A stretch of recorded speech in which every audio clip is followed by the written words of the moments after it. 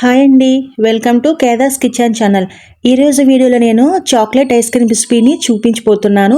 షాప్లో ఏ విధంగా అయితే ఉంటుందో సేమ్ అదే విధంగా టేస్టీగా క్రీమీగా ఉండే ఈ ఐస్ క్రీమ్ని నేను చూపించబోతున్నానండి. దానికోసం ముందుగా నేను మందపాటి ఒక కళాయిలో 500 ml అంతా మిల్క్ని, ఫుల్ ఫ్యాట్ క్రీమ్ ఉన్న మిల్క్ని ఇలా ఒక పొంగు వచ్చే వరకు బాయిల్ చేసుకుంటున్నాను.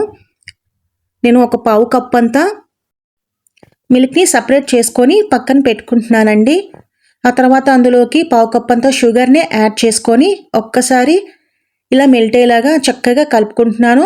ఆ తర్వాత పక్కన పెట్టుకున్నాను కదా, అందులోకి ఒక టేబుల్ స్పూన్ అంతా కార్న్ ఫ్లోర్ వేసుకుంటున్నాను. అలాగే GMS powder 1 table spoon, CMC powder 1/2 table spoon వేసుకుంటున్నాను. వీటిని ఉండలేకుండా మిక్చర్ని చక్కగా కలుపుకొని పాలల్లో వేసుకుంటున్నానండి.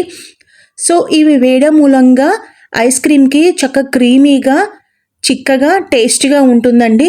సో కంపల్సరీగా జిఎంసి, సిఎంసి పౌడర్ అనేది వేసుకోవాలండి. ఇవి మనకి అన్ని సూపర్ మార్కెట్స్లో అవైలబుల్గా దొరుకుతున్నాయి కూడా.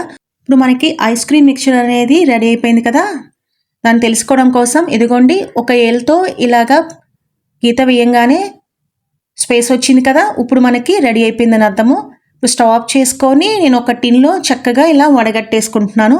ఎందుకంటే ఉండలు లేకుండా ఉంటుంది కాబట్టి నేను ఇలా వడగట్టుకుంటున్నానండి. ఇలా ఫిల్టర్స్ వేసుకోవాలండి కంపల్సరీగా. సో మనం ఐస్ క్రీమ్స్ అనేది మనం బయట కొనుక్కోకుండా చక్కగా ఇంట్లోనే ప్రిపరేషన్ చేసుకోవచ్చు. టేస్ట్ మాత్రం బయట కొనే ఐస్ క్రీమ్ లాగానే ఉంటుందండి. తప్పకుండా ఈ రెసిపీ ట్రై చేస్తారు కదా. సో ఇప్పుడు మనకి టెక్స్చర్ రెడీ అయిపోయింది కదా. ఇప్పుడు నేను ఒక్కసారి ఇలా ట్యాప్ చేసుకొని దానిపైన నేను ఒక ర్యాప్ చేసేసుకుంటున్నాను.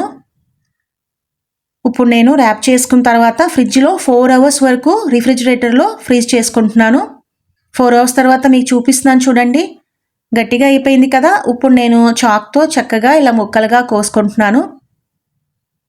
ఆ తర్వాత నేను వీటిని ఒక గ్లాస్ బౌల్లో వేసుకుంటున్నాను. అది కూడా ఒక పెద్ద సైజు బౌల్ తీసుకున్నానండి. పెద్దదైతేనే మనకి కంఫర్టబుల్గా ఉంటుంది. ఎందుకంటే బ్లెండర్తో బీట్ చేయాలి కాబట్టి ఒకవేళ చిమ్మినా కూడా అందులోనే ఉండిపోతుంది. కాబట్టి పెద్దగా ఉన్న మీరు ప్లాస్టిక్ అయినా సరే, స్టీల్ అయినా సరే, ఏదైనా కూడా మీకు అవైలబుల్ ఉన్న గిన్నె తీసుకోవచ్చు. ఆ తర్వాత అందులోకి 1 కప్పు ఫ్రెష్ క్రీమ్ వేసుకొని చక్కగా నేను ఇలా బ్లెండర్తో సాఫ్ట్గా అయ్యే వరకు ఇలా చక్కగా కలుపుకుంటున్నాను. సో ఇలా టెక్స్చర్ చూపిస్తున్నాను చూడండి, క్రీమీగా ఉంది కదా. So CMC and GMC powder వేయడం మూలంగా ఐస్ క్రీమ్కి క్రీమీనెస్ అనేది వస్తుందండి.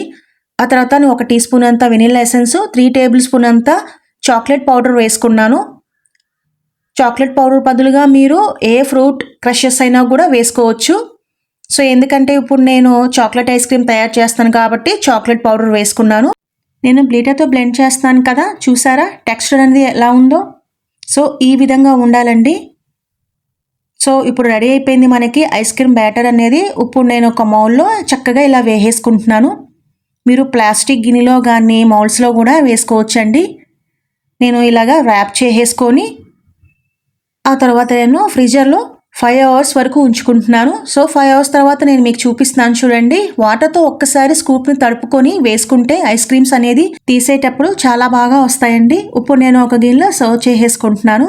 సో ఈ వేసవి కాలంలో చల్లగా ఐస్ క్రీమ్ తింటే చాలా బాగుంటుంది కదా. పిల్లలైతే చాలా ఇష్టంగా తింటారు కూడా. అంతే కదండి, మన ఐస్ క్రీమ్ అనేది చాలా పర్ఫెక్ట్గా వచ్చింది కదా. సో మరికెందుకు ఆలస్యం, తప్పకుండా మీరు ఈ ఐస్ క్రీమ్ రెసిపీని తయారు చేస్తారు కదా. అంతేనండి ఇవాల్టి వీడియో. మరి నెక్స్ట్ వీడియోలో కలుద్దాం.